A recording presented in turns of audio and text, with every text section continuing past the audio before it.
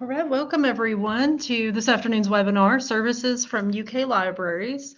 My name is Charlie Taylor, one of the continuing education consultants here at KDLA, and I'm going to be facilitating today's webinar. I'll be here to help out with any technical issues you might have, gathering any questions you might have for our presenters. So please do feel free to use that chat function to ask any questions or communicate with me if you need any assistance.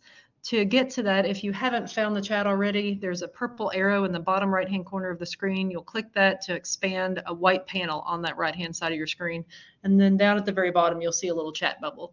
And you can use that to chat with me, with your fellow attendees. If you want to share stuff with them and your experiences or suggestions, please feel free to use the chat.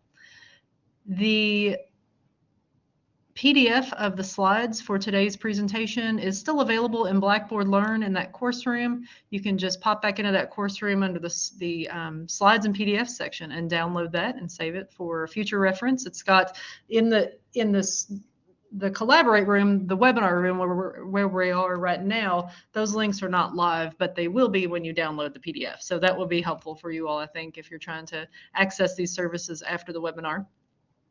This webinar is being recorded and it will be available within just a few days in our online learning portal and on our archived webinars page for your future reference, or if you want to share it with any of your coworkers.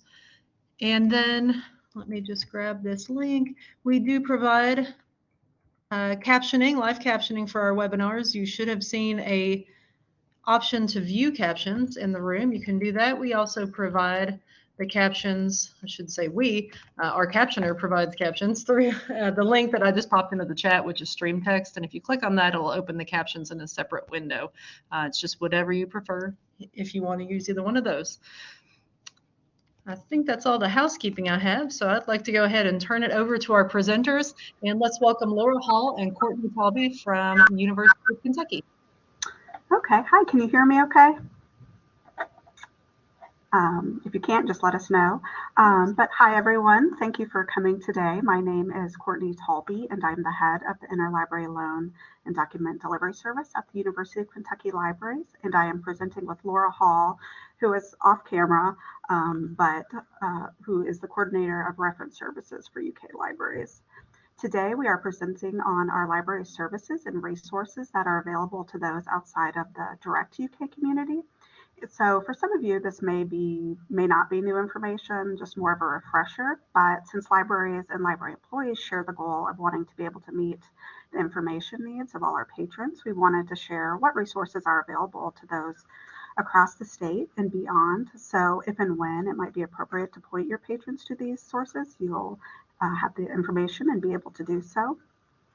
And additionally, we're always interested in hearing about ideas and collaborative efforts you all might have, so please feel free to share any thoughts when we have the Q&A at the end of the session.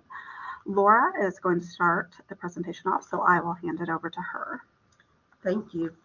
My camera wasn't working, so I'm going to try to do my best radio voice. And hi. Our colleagues at Special Collections have created several databases that are accessible to anyone, no password needed, and I'd like to acquaint you with them. I can't do a live demo through the databases, but the URL is at the top of each of the slides, so you can follow along and explore as I go through them.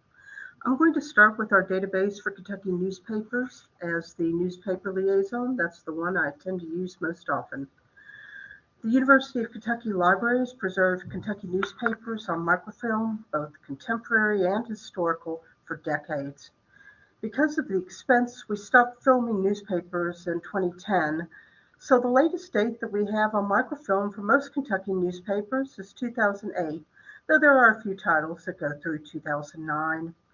While most of our newspapers are still available only on microfilm, and we do send our microfilm out on interlibrary loan, we have a couple hundred titles available through KentuckyNewspapers.org. Lots of titles in Kentucky's newspapers.org are also in Chronicling America, but I think it's easier to search our database rather than the Library of Congress's.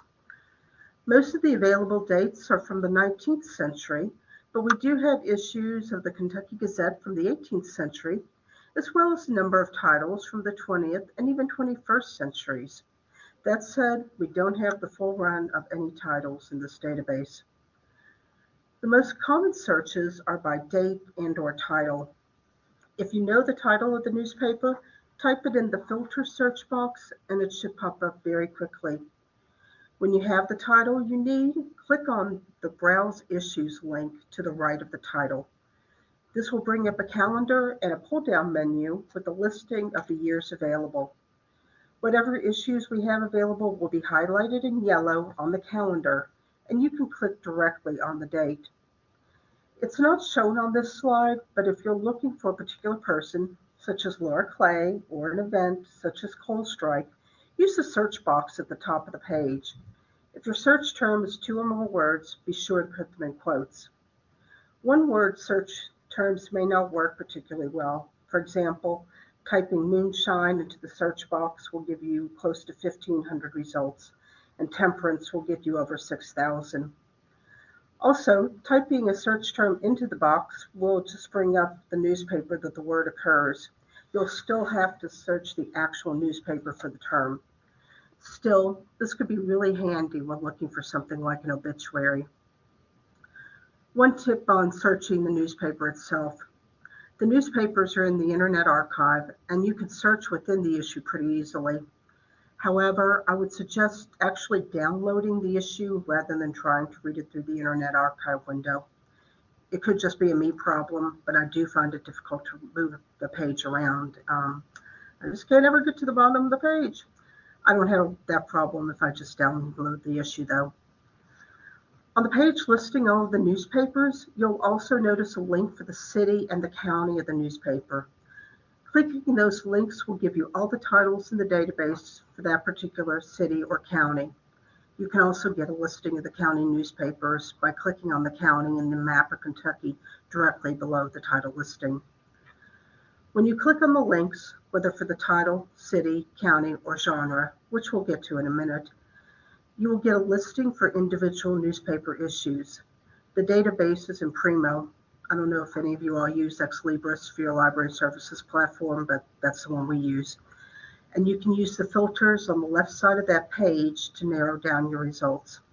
For example, if you were to click on the link for Adair County, you can filter your results so that you see only the issues of the Adair County News published in the 1920s. Finally, at the bottom of the KentuckyNewspaper.org page, you'll see what appears to be a word cloud. I say appear because the size of the word has absolutely nothing to do with the number of newspapers we have associated with the subject. The font on non-Kentucky is huge, but we have just one issue of one newspaper. This is really helpful in identifying newspapers associated with particular groups. You may know that the Whig Party was important in Kentucky. Henry Clay was leader, but you wouldn't necessarily know the title of a Whig newspaper. However, click on Whig and you'll see that we have 3 titles that have been digitized, one of which is the newspaper in the non-Kentucky genre. By the way, if you're curious, the special interest category is pretty much the Kentucky Irish American with a few issues of 2 other titles. So let's move on to the NKAA. The Notable Kentucky African Americans database was created in 2003 by Raynette Jones. Raynette has had a long career as a librarian in the UK and has served in several roles over the years. Currently, she is a special collections librarian and an African American Studies affiliate. The NKAA won the 2009 Dale Singage Learning Award for Excellence in Reference in Adult Library Services. The Notable Kentucky African Americans database highlights African American people, places, and events in Kentucky, and those with Kentucky connections. One of the distinguishing features of this database is that, like Wikipedia, it is community-driven. All the entries stem from suggestions by community members for items they believe should be included in the database. Unlike Wikipedia, Raynette will do all the research and writing for the entry. That said, if someone wants to submit a written and researched entry to her, she will absolutely accept it and credit the researcher. Many years ago, I had a graduate assistant who wrote about James Herndon, also known as Sweet Evening Breeze, who's considered by some to be the originator of the Lexington drag scene. As this is a community-driven database, it is set up to be searched the way a non-library worker might look for items, so the subject headings are not necessarily the ones the Library of Congress would use. While the topics in the NKAA is expansive and ever-growing, most of the entries themselves are rather succinct. The NKAA is not meant to be an encyclopedia, but rather a finding aid with hyperlinks, just like Wikipedia, and a list of references for further research. The latest development within the database is a citation generator for each entry. At the top of the page of the database, you'll see a link for the listing of African American library directors in the United States. While this isn't really connected to Kentucky, it came about from a discussion on the BCALA listserv, and with the help of a librarian from Michigan, Raynette created the directory. As Raynette explains on the website, the African American Library Directors Database resides on the notable Kentucky African Americans Database site in order to take advantage of the structure established for a similar biographical presentation. NKAA is pleased to be able to host this unique collection of significant contributors to libraries around the United States. One thing to keep in mind when using the African American Librarians database on the NKAA, they're listed in alphabetical order by first name, not last name. So if you're looking for Carla Hayden, look in the C's, not the H's. I just want to reiterate that this is a community-driven database. If there's an African American person, place, or event in your town or county that does not have an entry, please contact Raynette. Her contact info is given at the bottom of the NKA homepage. As she says at the top of that web page, the database is not inclusive, but that is the goal. Next, I'd like to talk about oral history at the UK libraries. The Louis B. Nunn Center for Oral History did its first interview in 1973 and now has over 17,000 in its collections, spread among 687 projects. These projects are grouped into the topics you see displayed on the homepage of KentuckyOralHistory.org. There is overlap in how the projects are placed into topics. For example, you can find the Cafe LMNOP Oral History Project in both the arts and culture topic and the diversity topic. There are a number of ways to search through this database. At the top of the homepage is a search bar, and there is an advanced search feature as well. I usually just browse through the subjects and/or people list. Occasionally, I'll also browse through the topics just to see what's there. Sometimes I discover things I hadn't considered when I started my search. When it comes to searching this database, you may need to do a little more exploring than you would in a straight-up catalog or a regular database search. Conducting and collecting the interviews is one thing, making them accessible is another. In 2009, Eric Weig, a UK librarian, created the SpokeDB by using the open source tool Omeka, which is a web publishing platform, to provide access to the Nunn Center's oral history collections, including collection and interview level metadata, digital files, and transcripts. Spoke is also integrated with the Oral History Metadata Synchronizer, or OMS, which allows patrons to identify specific points in an interview without having to listen to the whole thing. It's important to realize that many of these interviews are online and immediately accessible, but some aren't and will need to be requested. When you bring up a page for an interview, you can see what the access status is and click on the request link if needed. It's sort of like online shopping. You put an interview request in a cart and then check out, which is just accepting the terms. Assuming there are no restrictions on the interview, you'll get the audio or video. A large number of the oral history interviews have been videotaped in a few days. Some interviews do have restrictions, which usually just means that the subject needs to provide written permission for the interview to be used, so those requests may take longer, and it's possible that permission won't be given. There are interviews that have been done that are so restrictive they don't even appear in the database. One such example is a subject who will not allow his interview to be accessed until 30 years after his death. Some, but again, not all, of the interviews have transcripts. Transcripts are necessary for those with hearing impairments and a boon for those who like to read rather than listen to transcripts, as it usually makes the research process faster. You can request a transcript be produced if one is not available online, but these are machine generated and there are often problems with how speech is interpreted, sort of how there are often mistakes with closed captioning.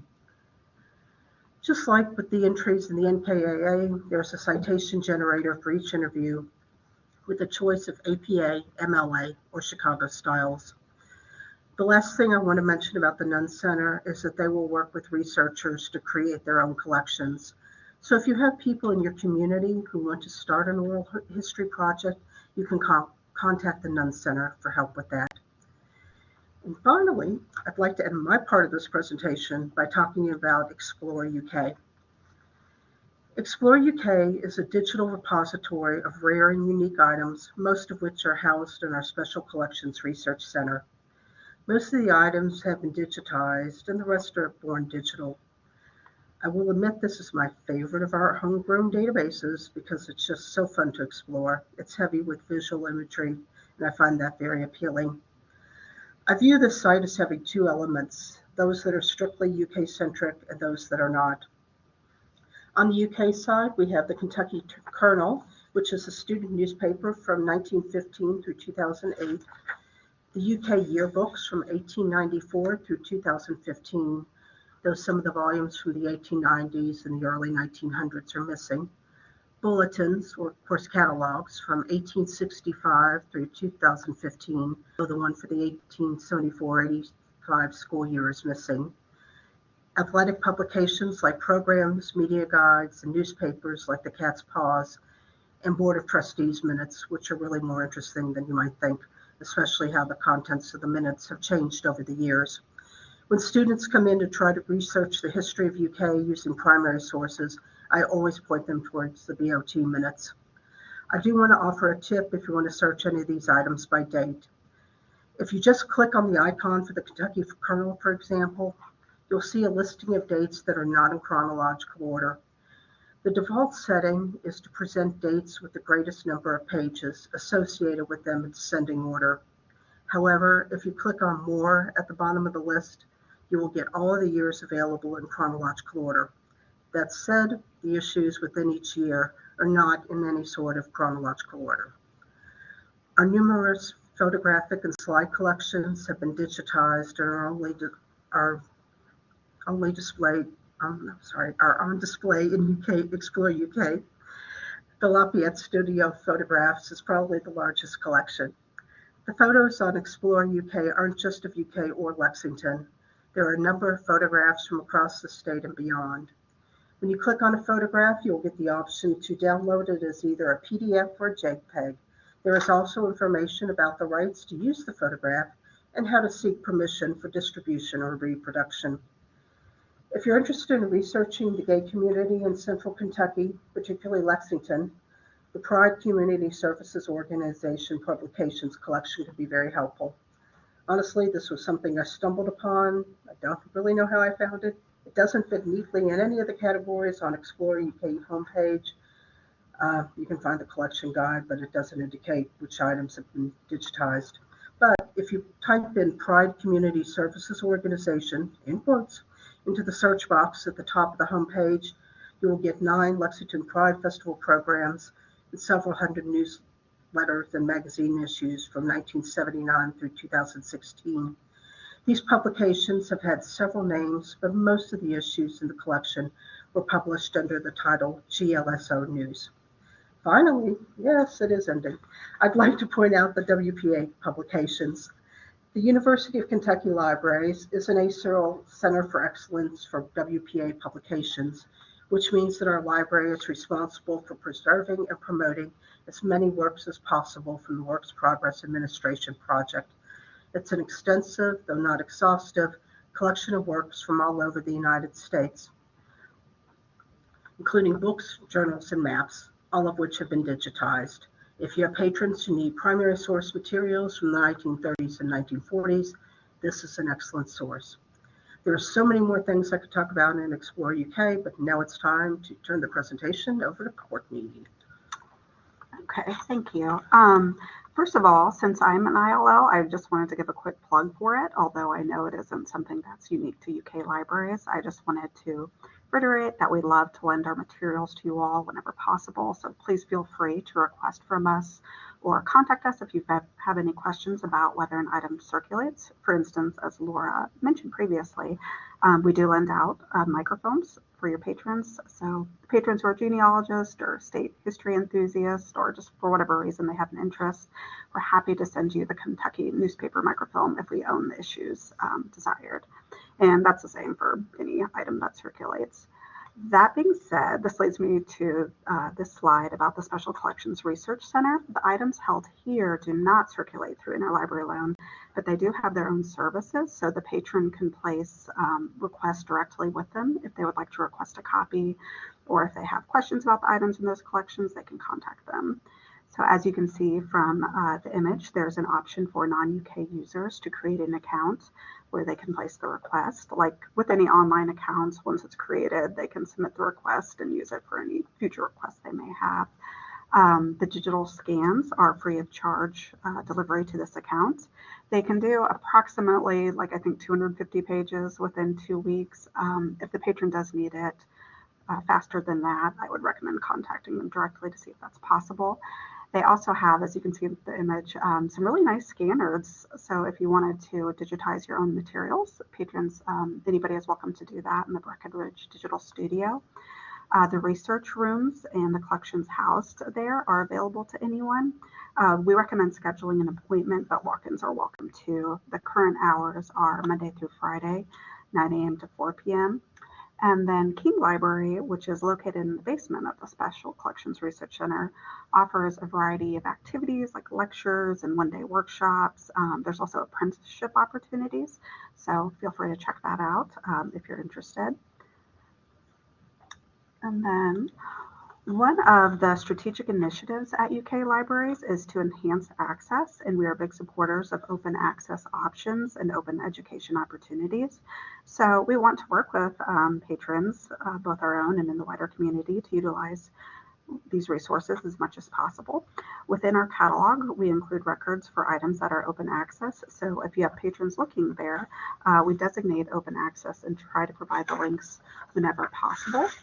So you see in this example, we provide the orange open access symbol so the patron can easily identify that label. And in this case, the patron can click on the HathiTrust link to be taken to that site where the item is viewable on the web. And then we also incorporate other sites like the Directory of Open Access Journals, which is listed in the research guide, which is on the link is on the page. And we have those options also listed in our catalog. If the patron would like, they can refine their searches to open access only so they can see items that are fit into that format. And of course, with any catalog maintenance, sometimes there are going to be links that no longer work, things like that. So please feel free to let us know if you encounter one, and we will look into it further. And I mentioned open educational resources, which I'll discuss more in depth in the next slide, but I wanted to mention we do have a research guide that provides links to many numerous open educational materials. It includes an index and repositories of free humanities and free social science educational materials. So this lengthy list is nice to be able to provide to those who would like to do more in-depth research without requiring subscription access to specialized resources, either through a personal subscription or through the libraries. So Laura mentioned she had a favorite, and I'd say UK Knowledge is one of my favorite resources we have at UK Libraries. It's a really neat output of our digital scholarship initiatives, and it centralizes a lot of resources that are available to the general public. And it just contains an assortment of things like proceedings, data sets, exhibits, theses and dissertations, extension publications, journals. If you did just want to browse certain collections, I think they are categorized by the college departments or centers, if it's a thesis and dissertation, image galleries, journals and peer-reviewed series, conferences, items available from the University Press of Kentucky, there's social justice collections, things like that. Or you can do a keyword search, or use other traditional searching techniques to see what we might have on a particular topic. It also contains a really fun real-time map, so you can see where in the world certain papers are being downloaded while you happen to be on the site. So you'll see those quick stats, which they're maybe out of date at this point, since I created the slide on the 16th, but at that time there were over 45,000 total papers in UK Knowledge, over 13 million downloads, and just almost 2 million downloads in the past year. And then you can see in this example that this is a paper originally published in Kentucky libraries, but by one of our librarians, Raina, which Laura talked about earlier. And it includes information like that has been downloaded 276 times since March 5th of 2013. The patron can click on the blue download icon to view the PDF, and some records link out to the source. So if it's an open access journal, instead of having you download the PDF, it might direct you to that site to view the article. It also provides a citation, and if a patron is using it for a research project, helpful things like that. I am particularly fond of the thesis and dissertation initiative, since those items are unique to UK, and we sometimes, if we have like a single copy or 2 copies, we don't have that many copies, but in this case we can direct the patron or the requesting library, if it was comes through interlibrary loan, to just point them to this online resource, and the user will have immediate access to that title. And real quickly, we're getting close to time. One big initiative is open access textbooks, which some are included on UK Knowledge. UK libraries created a grant a number of years ago to work with instructors to create open access course content to make it more affordable to students. As you know, textbooks sometimes can be pretty pricey. So I'll just include a few quick stats about it. There's been over 59 grants awarded. Students enrolled in impacted courses comes to 12,480 students. It's been an estimated student savings of $1,543,979 and estimated savings per student at $124. So some of these alternative textbooks are included in UK Knowledge for general use if you have patrons who would like to look into these resources. So that's all we have for you today, and thank you so much for attending this session. We are happy to take any quick questions if you have any, or if you think of any later, please feel free to contact us, and our emails are on this slide. So thank you very much. Yes, thank you so much, Courtney and Laura. And if you do have questions for them, please go ahead and use the chat to pop those in. And I'm just going to do a couple of real quick housekeeping things. A reminder that this was recorded, so if you missed any of it or want to review any of it or share it, you'll be able to do that, and it will be ready in just a couple days. And I am going to pop in a link to a survey about today's webinar. If you'd be so kind to fill that out for us, just a couple of real quick questions. And the slide PDF is still available for download in Blackboard Learn. It won't be available once the webinar is all closed, so I recommend going ahead and downloading that as soon as you can. And if you're attending live, you'll get a certificate for being here with us. And doesn't look like any questions. You all did a fantastic job explaining everything thoroughly. I do just need to thank the Institute of Museum and Library Services for their sponsorship of this webinar. And if you have questions about any of our webinars, certification, etc., please feel free to contact us in the CE section. All right. Thank you so much, Courtney and Laura, for that great overview of services. Thank you for having us. We enjoyed it. Thank you, everyone. Thank you so much. And when y'all are ready to exit, just you can close the tab that you're in, and it'll close you out of the webinar room. Everybody have a great day.